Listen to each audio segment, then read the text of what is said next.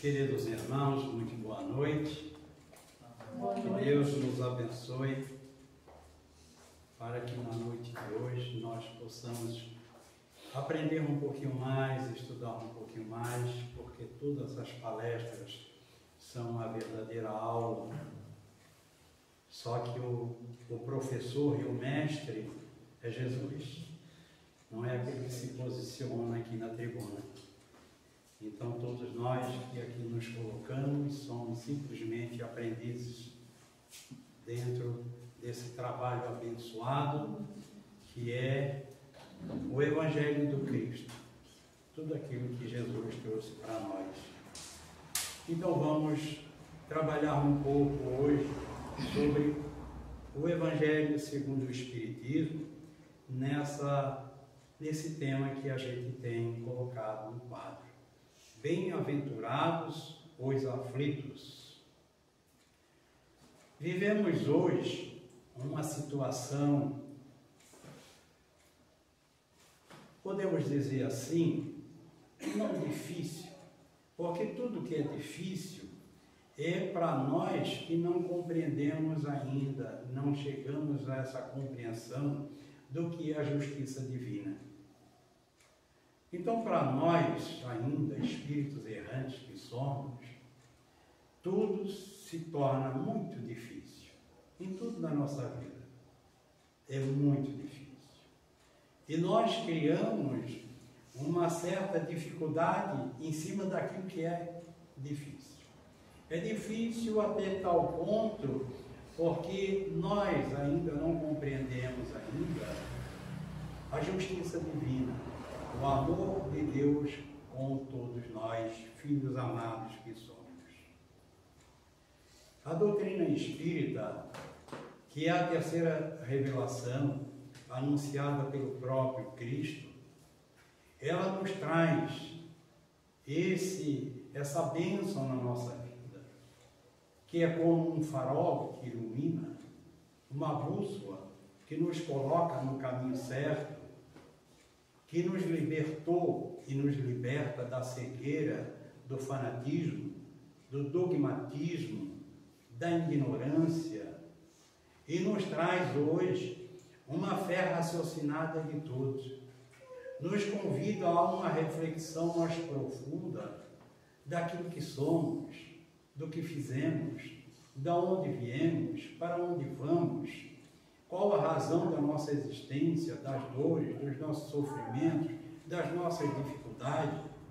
Tudo isso está focado nas obras básicas ditadas pelos espíritos superiores a Kardec para servir para todos nós como guia e modelo da humanidade, que é o próprio Cristo. E foi Ele mesmo que nos trouxe todo esse conhecimento para ser seguido. Então, as aflições fazem parte da nossa realidade, porque nós somos os autores dos nossos destinos. Veja só, as aflições fazem parte da nossa realidade, porque somos autores dos nossos destinos, tanto do passado, como do presente, como do futuro. O destino da nossa felicidade depende de cada um de nós, como nós vamos e estamos interpretando os ensinamentos deixados por Jesus e os ensinamentos que os Espíritos trouxeram para nós e continuam nos trazendo. Tudo que nós somos na vida presente foram criadas por nós mesmos em vidas passadas. Tudo que nós somos hoje na vida presente foram criadas por nós em vidas passadas. Se nós hoje estamos vivendo uma situação boa, é porque foram e são conquistas, virtudes, méritos que nós conquistamos já de outras vidas. Se nós estamos sofrendo alguma situação difícil, também são da mesma forma. Tanto o bem como o mal, como qualquer situação que nós nos encontramos, são situações que nós mesmos que provocamos, movimentamos para viver a vida atual que estamos vivendo. Não há erro na justiça divina. Se nós tivéssemos que pagar todos os nossos erros em uma só reencarnação, nós não suportaríamos. Então veja que Deus é soberanamente justo e bom com todos nós. Ele não coloca fardos pesados em ombro frágil. Ou seja, Ele dá, nós pagamos as nossas dívidas através da nossa consciência, através das nossas capacidades e as nossas forças que nós temos para cobrir esses nossos débitos. Se fosse colocado tudo de uma só vez, ninguém suportaria ou mesmo nem reencarnaria. Não teríamos condições. Veja como Deus é bom com todos nós. Então esse é um dos motivos a mais para não reclamar da justiça divina. Então essas bem-aventuranças, bem-aventurados os aflitos, é que não significa que nós temos que estar dando risada dos nossos sofrimentos. Não se trata disso. Bem-aventurados são criaturas felizes, porque encaram as vicissitudes, os problemas do dia a dia, com conhecimento e com felicidade, porque sabe que aquilo ali é transitório, é passageiro. Hoje nós estamos sofrendo uma situação difícil, seja de ordem financeira, material ou física, doença, qualquer coisa. Mas sabe que tudo isso tem uma razão de ser e isto passa. O que nós não podemos é ficar se lamentando 24 horas por dia. Isso aí nos acarreta mais dores e mais sofrimentos. Deus nos dá várias oportunidades em nossa reencarnação para que tenhamos condições de evoluir. Então, Ele nunca nos deixa só. Então, Ele dá sempre. Deus é soberanamente justo e bom. A causa primeira de todas as coisas, puro amor. Jamais Ele vai condenar um dos seus filhos amados. Jamais. Ele vai nos dar sempre oportunidade, através das reencarnações sucessivas. A reencarnação é uma bênção de Deus na nossa vida. Tem gente que diz assim, eu não sei para que eu vim a este mundo. Eu não pedi para nascer. Claro que não, Ele implorou. Ele implorou.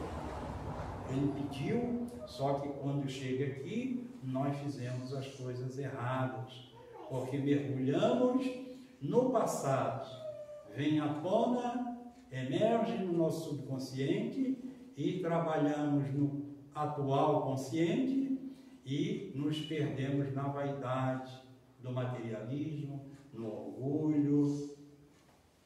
E aí nós complicamos mais ainda, né? A falta de perdão.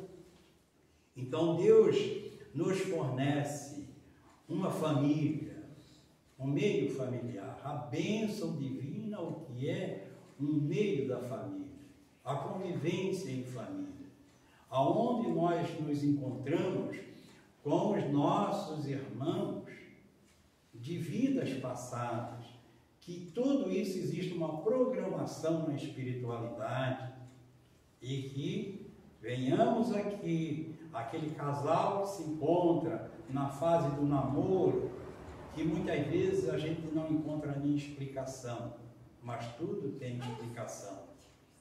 E ali forma-se uma família, forma-se um namoro, um noivado, o casamento, né? E ali é constituído uma família. Amigos, quantos amigos? Como é gostoso a gente ter amigos, né? Amizade. Amizade são espíritos afins que se encontram nesta vida. Quanta parceria da amizade, que muitas vezes a gente diz assim, poxa, eu tenho um carinho, um amor e uma confiança tanto naquele amigo, naquela amiga, que eu não tenho dentro da minha casa, com meus pais, com meus irmãos. O que é aquilo ali? Realmente irmãos que se reencontraram. Talvez um pai, uma mãe, um ente querido, uma avó, um avô, um bisavô de outras reencarnações e que tiveram aquela afetividade, ou até mesmo espíritos afins, que se encontram naquele meio como amigos, são eternos amigos, né? Isto é muito importante, né? A saúde relativa, né? Saúde relativa porque é relativo. Uns sofrem mais, outros sofrem menos na questão física. Uns vêm com problemas sérios, débeis, pessoas também com deficiência física, tetraplégico, paraplégico. Uns vêm com problema de cegueira, outro com membro amputado, né? Tem criaturas com só o tronco, né? Não tem perna, não tem braço, mas tudo isso é a justiça divina, porque são criaturas que provocaram situações muito tristes em outras vidas, até mesmo a questão do suicídio, e para que ele não repetisse, ele fica sem condições de locomoção para praticar determinados atos, né? E às vezes é reparando algo que ele cometeu com seus irmãos em outras vidas. Então por isso ele veio, ele pediu, ele implorou para vir daquela forma para reparar. Então, se ele passa por uma encarnação sendo digno e agradecendo em vez de reclamar, são esses os bem-aventurados, são os aflitos, bem-aventurados de Deus. Capacidade de discernir, de ouvir e de falar. Olha que bênção de Deus, né? Às vezes eu olho para mim, como eu sou feliz, meu Deus, como nós somos felizes. Temos olhos perfeitos, braços, perna, o cérebro, os nossos membros todos, nosso coração. Agora que estamos aqui, tudo pulsando, essa máquina abençoada que é o nosso corpo físico, sem ser cobrado nada, tudo de graça, o ar que respiramos, a vida. Temos um mundo lindo, é uma obra de arte o nosso planeta, de tanta beleza que existe, e nós não nos damos conta de nada disso. Somos ingratos a Deus. Reclamamos porque está quente, reclamamos porque está frio, reclamamos porque está chovendo, reclamamos porque está em vento, reclamamos de tudo. O quanto que devemos agradecer a Deus.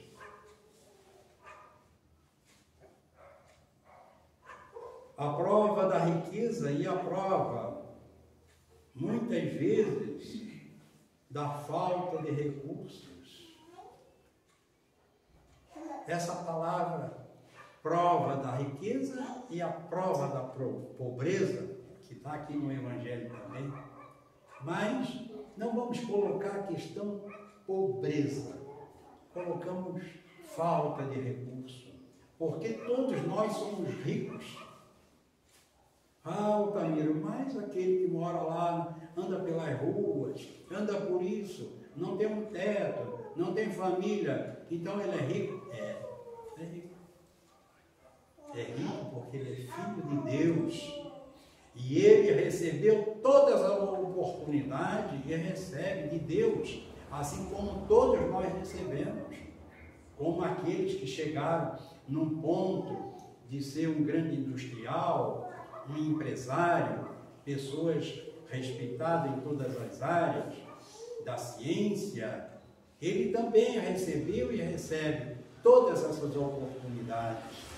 E a vida anterior dele? Será que foi toda a vida, desde quando Deus criou até os dias de hoje, foi só na miséria? Não.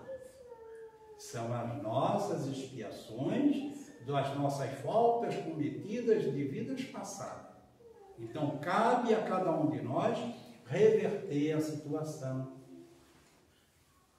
Então, se persistir naquela situação, vai sofrer cada vez mais. Então, é uma prova que ele está passando. É uma prova. Assim como uma prova da riqueza, por causa do orgulho, da vaidade, do egoísmo, não é? Então, se ele for avarento, ele vai passar também. Por esta encarnação, tudo é maravilhoso, tudo sorri. Mas depois vem a consequência e pode ser aquela situação da pobreza. Ele vai passar no sentido inverso, contrário. Isto é castigo de Deus? Não. Deus não castiga. É para que nessas situações nós tenhamos condições de ir para frente. Tá? Porque a dor é o maior aprendizado na nossa vida. As nossas perdas, as nossas decepções, as nossas situações que vivemos hoje, é um impulso, é uma alavanca que te empurrou para frente, aonde a gente desperta. Gradativamente vamos saudando nossos débitos aos pouquinhos. Não queira ser de um dia para o outro, ou queira numa encarnação já querer virar anjo, atingir um grau de evolução. A partir de hoje eu vou me transformar, eu vou ser outro. Não se preocupe. Vai devagarzinho, vai analisando como Santo Agostinho fez, né? Final de cada dia, faça uma autoavaliação daquilo que tu fizeste, porque é ali naquele ponto é que nós vamos começar a trabalhar. Aonde que eu errei? Em cada existência nós podemos construir uma nova vida. O homem velho surgindo e o homem velho acabando. Aliás, surge do homem velho o homem novo, como dizia Paulo Tarso, né? Então nasce um novo homem, um novo ser, através das nossas reflexões. Temos as causas atuais das aflições e causas anteriores, que nós já acabamos de conversar antes. Devemos trabalhar a nossa reforma íntima, essa autoanálise de nós mesmos. Então nós temos que fazer esse mergulho em nós e dizer assim, puxa, como é que eu estou vivendo hoje? A minha situação hoje. Por que eu estou nessa situação? Seja ela uma situação boa ou negativa. Se for negativa, faz uma viagem de volta. Porque não existe efeito sem causa. Tudo tem uma razão de ser. Procure a causa, porque você vai de encontro justamente com o efeito. Se eu estou sofrendo, é porque houve uma causa. Então é naquele ponto que eu tenho que trabalhar em mim, fazer essa reforma. A gente não faz tanta reforma em casa, em tudo. Eu vou reformar isso e tal. Então por que não vamos fazer essa reforma espiritual, essa reforma íntima dentro de cada um de nós? É essa que vai nos levar para frente. Não ficar estacionado. Porque errar, todo mundo erra. Mas o que não pode é ficar centrado em cima daquele erro, daquele sofrimento. Quando o Evangelho entra em si mesmo, você muda.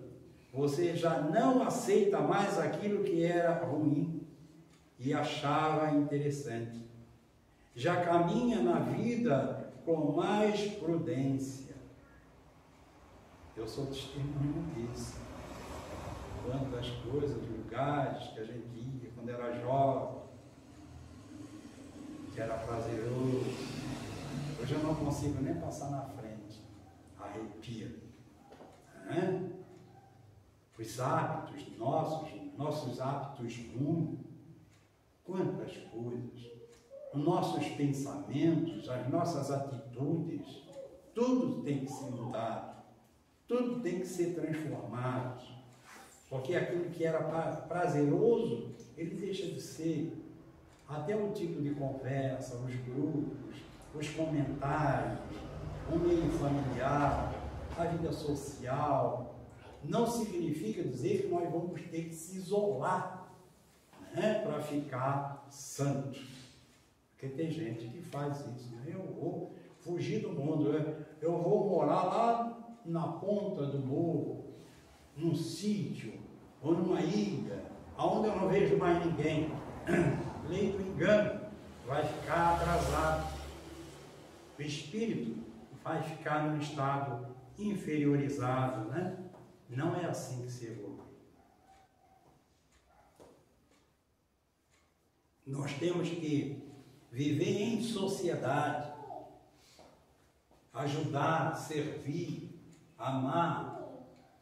É isso que Deus quer de nós, que faça essa viagem dentro de nós, trabalhe em nós. A felicidade é conquistada pelos nossos esforços na nossa busca no bem.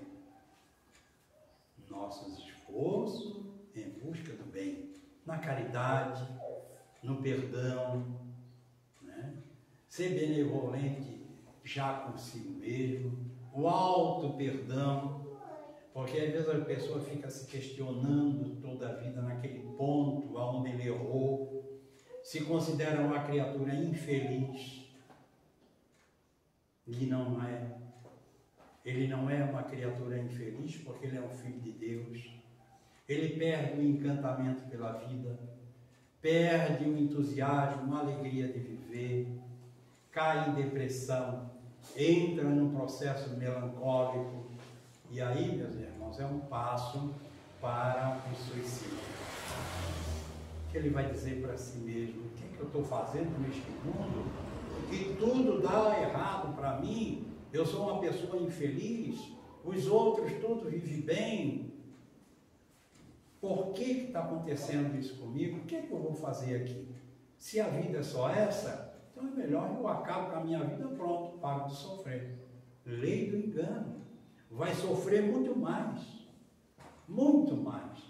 porque ele matou o corpo, não matou a vida, porque a vida é espiritual, a vida é do espírito, somos criaturas eternas.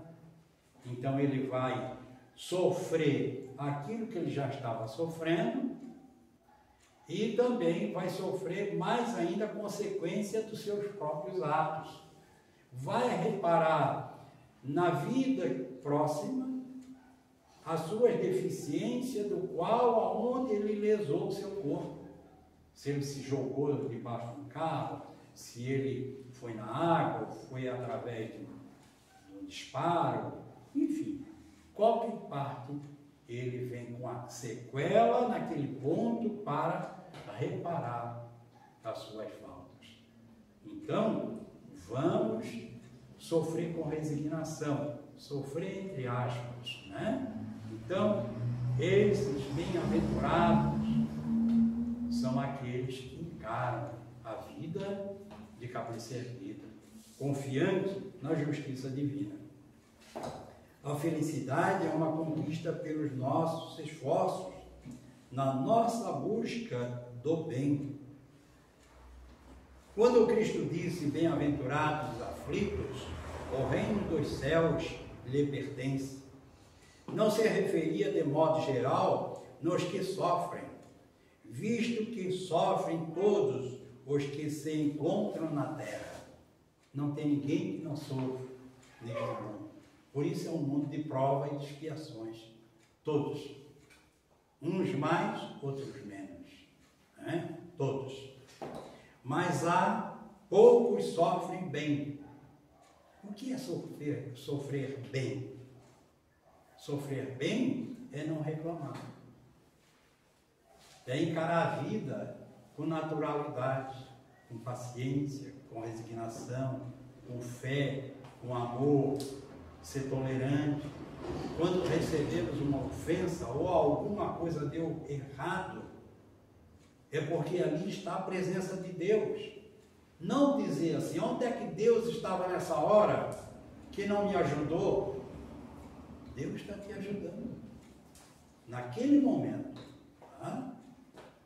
Perdi um ente querido. Quem que perdeu? E quem disse que aquilo era tua propriedade? O teu filho, teu marido, teu irmão, o teu amigo, seja lá o que, teu pai, tua mãe. Não é não. Não é propriedade nossa. É um amor egoísta, egóico, que nós temos, trabalhamos e nós não temos esse direito. É filho de Deus, é nosso irmão. Chegou naquele ponto, ele tem que ir.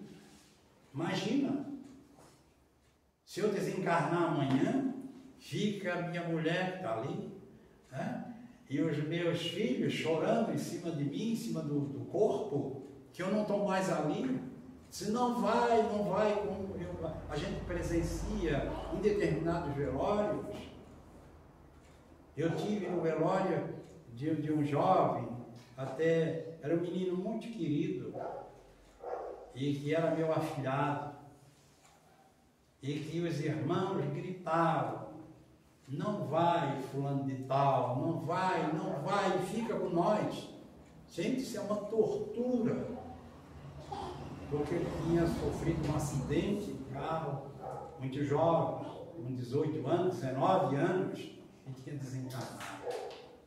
Então isso não é sentimento, isso não é amor. Quem ama liberta, não prende.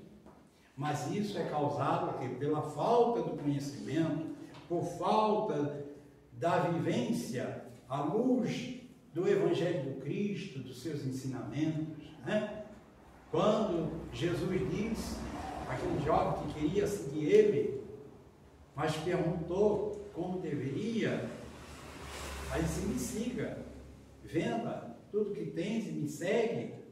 E aí ele fala sobre os pais, os seus familiares, que pediu para que pelo menos deixasse enterrar seu pai, sua mãe, o seu irmão, não sei quem, que estava na situação. E ele disse, deixai que os mortos enterrem seus mortos.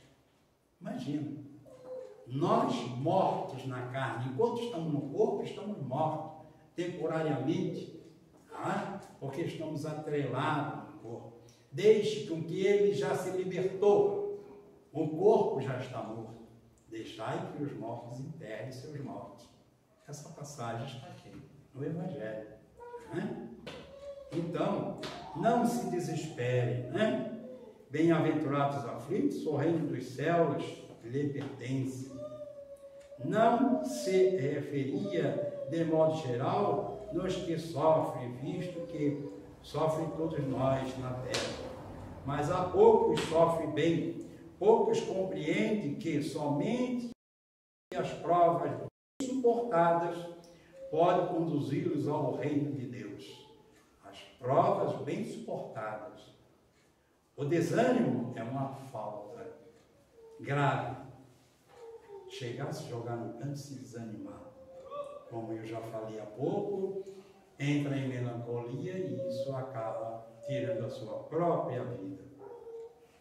A prece é um amparo, um apoio para a alma. Contudo, não basta. É preciso que tenha por base uma fé viva na sabedoria divina de Deus. Não adianta eu levantar de manhã e ficar orando, rezando, e pedindo, Deus me ajuda, Deus me ajuda. E o que é que eu estou fazendo para ser ajudado? Nada. Então, essas preces, elas não sobem, elas não têm um fundo do qual nos impulsiona, porque nós temos que fazer a nossa parte. Precisa de nós fazer a nossa parte, porque aí sim, Deus já ofereceu tudo para nós. Então, se nós não se mexer, nós vamos continuar sofrendo no outro dia a mesma situação, onde o indivíduo diz, Deus esqueceu de mim. Eu rezo tanto. Tem uns que dizem, quanto mais eu rezo, mais a outra coisa aparece. Né? E não tem nada de outra coisa que aparece. É ele que cria o seu fantasma interno. Ele cria o fantasma dentro de si. O fardo é proporcional às forças, como a recompensa, ou será a resignação e a coragem. Então, se nós nos comprometemos para enfrentar uma situação difícil aqui, tá? Os nossos testes que tem que ser difícil, mas nós temos que ter a coragem. É de acordo com a nossa coragem, os nossos méritos. Imagina se nós levantar de manhã, ou às vezes nem levanta, o dia está bonito, está passando necessidade dentro de casa, e nós dizemos assim, hoje eu não vou trabalhar, eu não estou com vontade hoje. E não sai de casa para o trabalho. Mas ao meio-dia ele quer as coisas na mesa. Ele quer um carro, ele quer um monte de coisa, ele quer viver, ele quer ter uma mesa farta, ele quer ter uma boa casa, ele quer ter tudo. Mas ele não faz esforço. Como é que ele vai ser feliz? Aí Deus é culpado? Não, Deus não é culpado. É nós que somos culpados. Porque não sabemos aproveitar a oportunidade. Porque Deus já está dando. Deus já te deu a vida. Tu é uma pessoa perfeita. Tem condições de trabalhar, ir em busca do pão. Por que não vai?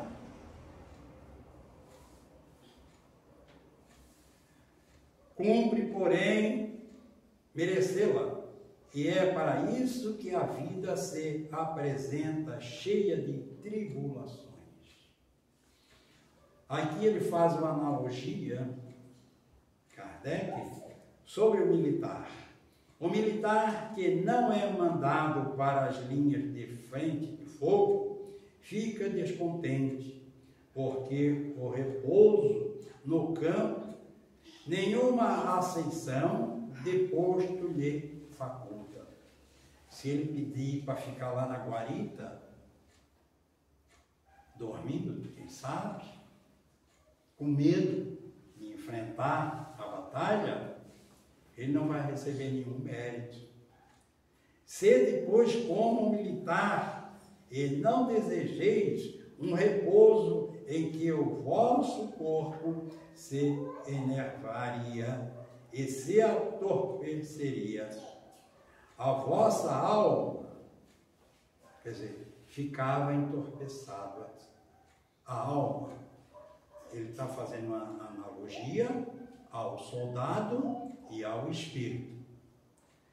Alegrai-vos quando Deus vos envia para a luta. Então o soldado tem o quê? Uma missão pelo comando dos seus superiores para enfrentar a batalha. E Deus nos dá este comando e a oportunidade para nós vir aqui numa encarnação para ir à luta, para receber o quê? Os méritos. Esses méritos de condecorações não são materiais, são espirituais. Então temos que fazer por merecer. Não é raro que aquele que se mantém firme em presença do inimigo franqueje nas dele. Então, quando nós nos colocamos diante do inimigo, esse inimigo o que é? É os desafios da vida, é a nossa dificuldade. E em muitos pontos a gente fraqueja. Fica covarde, fica com medo. Isso não é para mim. Quem sou eu? Eu não posso, eu não faço. Nunca diga para si mesmo que eu não posso. Eu sou uma criatura incapacitada. Muito pelo contrário. Sempre diga, eu sei, eu posso, eu sou um vencedor e eu vou conquistar. Sempre diga, pensamentos positivos. Confia em Deus. Confia acima de tudo. E vai à luta. Porque se nós ficar se lamentando, pior fica para todos nós. Quando vos advenha uma causa de sofrimento ou de contrariedade, sobreponha-te a ela. E quando houverdes conseguido dominar os ímpetos da impaciência, da cólera ou do desespero, dizei de vós para convosco, cheios de justiça, justa satisfação. Fui o mais forte, fui o vencedor. Principalmente quando nós chegar no final da nossa vida, que tanto passamos tantas dificuldades, chegamos no final e diz assim, desde a minha infância até os dias de hoje, quantas dificuldades eu enfrentei no dia a dia, quantos desafios, quantos erros e quantos acertos. Mas obrigado, meu Deus, porque eu fui um vencedor. Cheguei até aqui, graças a Deus. E agradeça a oportunidade que Deus nos dá. Bem-aventurados os aflitos, podem então traduzir-se assim. Bem-aventurados os que têm ocasião de provar sua fé, sua firmeza, sua perseverança e sua submissão à vontade de Deus, porque terão se duplicada a alegria que lhes falta na terra, porque depois do labor virá o repouso. É a nossa volta para a espiritualidade. Quando nós chegarmos lá, o que é que nós vamos levar? É tudo isso que está aqui? Não, tudo isso aqui fica. Fica o corpo, fica tudo. Mas o que nós fizemos de bom? Né? Então essa alegria neste repouso, entre aspas, que ninguém vai ficar lá assim também, repousado não. Muitos dizem que vai ficar à direita de Deus Pai Todo-Poderoso e tem um bando, um coral de anjos cantando ao teu redor, tocando harpa, trombeta. Eu não quero isso, a vida de eternidade, que coisa chata. Não quero. Eu quero é trabalho. Quanto mais evolução, mais trabalho. Então, se fosse assim, o Cristo não tinha vindo até nós. Estava lá. Ele atingiu um grau de plenitude, mundos crísticos. Mas esses é que têm missão, responsabilidade.